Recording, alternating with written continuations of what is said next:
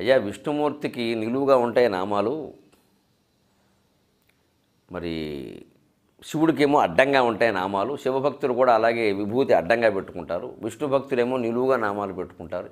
ఏమిటండి ఇందులో తేడా? విష్ణువుకి అలా ఎందుకు పెట్టాలి విష్ణువు, శివుడు ఇలా ఎందుకు పెట్టుకోవాలి? మరి ఈ నామాల వల్ల లోకంలో చాలా గొడవలు కూడా అవుతున్నాయి కదా, వీళ్ళని వాళ్ళని భేదాలని. ఆ విష్ణువు శివుడు ఏదో ఒకలా పెట్టుకుంటే నామం సరిపోయింది కదా అంట.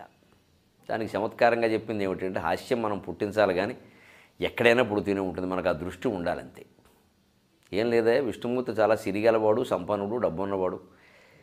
అందుకని భార్య ఏదైనా అడిగితే, ఏమండి పలానా వస్తువు కొనాలి సంసారంలోకి, ఓ మిక్సీ కొనాలి, కుక్కర్ కొనాలి, గ్రైండర్ కొనాలి, పోనీ అప్పట్లో అవి లేవు అనుకుందాం, పోనీ ఓ పెద్ద మంచం కొనాలి, కాస్త ఏదో చల్లగా ఉండాలి, ఏంటంటే ఏదన్నా సరే ఆయన డబ్బు ఉన్నవాడు కాబట్టి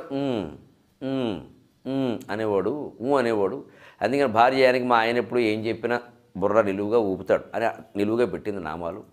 శివుడు అలా కాదు, మరి పేదవాడు, ఆయన ఏనుగుతోలు కొట్టుకుంటాడు, బూడిద పూసుకుంటాడు, పైగా చేతిలో కపాలం ఆయనే భిక్షాటం చేసుకునే రకం. పెళ్ళం ఏమడిగినా అని అడ్డంగా ఊపేవాడు.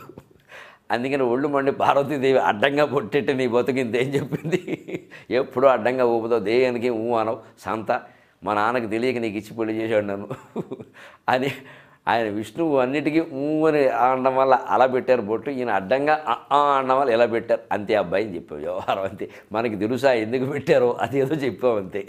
ఇలా ప్రతి దాంట్లోంచి సరదాకి వీటిని ఏదో గంభీరంగా తీవ్రంగా తీసుకోవద్దు, సరదాకి నిజానికి హాస్యంగా తీసుకుంటే దేవతలు మనము అనేటువంటి భేదం లేకుండా పరమ చమత్కారంగా తెలుగులో హాయిగా మాట్లాడుకుంటూ ఈ మాటలన్నీ చెప్పుకుంటూ సంసారాన్ని